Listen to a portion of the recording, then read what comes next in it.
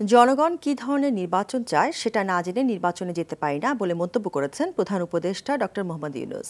সুইজারল্যান্ডের দাভোসে বিশ্ব অর্থনৈতিক ফোরামের সম্মেলনে ফাঁকে আ কনভারসেশন উইথ মোহাম্মদ ইউনূস অনুষ্ঠানে এমন মন্তব্য করেন তিনি। প্রধান উপদেষ্টা জানান, সংস্কার কমিশনগুলোর রিপোর্ট এলে জনগণ ও বিভিন্ন রাজনৈতিক দলের সঙ্গে আলাপ আলোচনা করা হবে। বিস্তারিত জানাচ্ছেন নজিব ফরাজি। সুইজারল্যান্ডের দাভোসে বিশ্ব অর্থনৈতিক ফোরামের সম্মেলনের ফাঁকে অন্তর্বর্তী সরকারের প্রধান উপদেষ্টা ডক্টর মোহাম্মদ ইউনূসের কথা শোনার জন্য এই অনুষ্ঠানের আয়োজন করা হয়। উপস্থাপনা করেন ওয়ার্ল্ড ইকোনমিক ফোরামের নির্বাহী চেয়ারম্যান ও প্রতিষ্ঠাতা ক্লাউস শোয়াব। আপনারা গণ অভ্যুত্থান বিপ্লবের কথা শোনেন, তা এসেছে তারুণদের কাছ থেকে, অস্ত্রের সামনে নিজেদের বিলিয়ে দিল, কোনো অবস্থাতেই পথ ছেড়ে গেল না, তখন থেকেই তা হয়ে গেল অপ্রতিরোধ্য। কিভাবে সরকার প্রধান হলেন আর কিভাবে স্বৈরাচার হাসিনার পতন ঘটানো হলো এবং ছাত্র জনতার ভয়হীন আন্দোলন ও আত্মত্যাগের কথা তুলে ধরেন ডক্টর ইউনূস।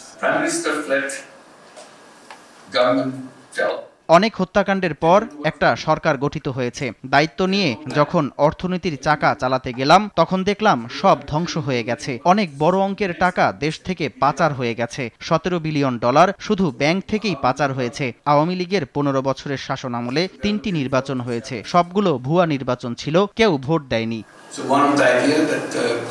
প্রধান উপদেষ্টা জানান, সংস্কার কমিশনগুলোর রিপোর্ট এলে জনগণ ও বিভিন্ন রাজনৈতিক দলের সঙ্গে আলাপ আলোচনা করা হবে। কমিশনের যেসব সুপারিশ গ্রহণ করা হবে শুধু সেগুলোই বাস্তবায়ন করা হবে।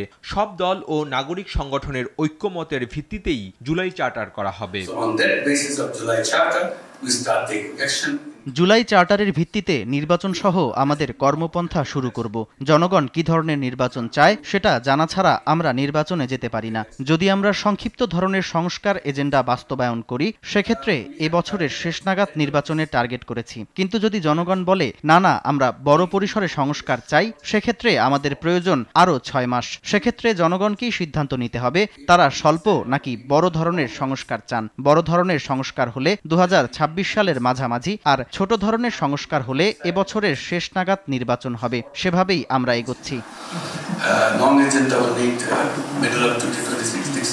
বাংলাদেশের তরুণরা মানব ইতিহাসের সবচেয়ে শক্তিশালী প্রজন্ম দাবি করেন প্রধান উপদেষ্টা। এছাড়া ভোটারের বয়স 16 হওয়া উচিত বলেও মতামত তুলে ধরেন ডক্টর ইউনূস। নাজিব ফরাজি, RTV।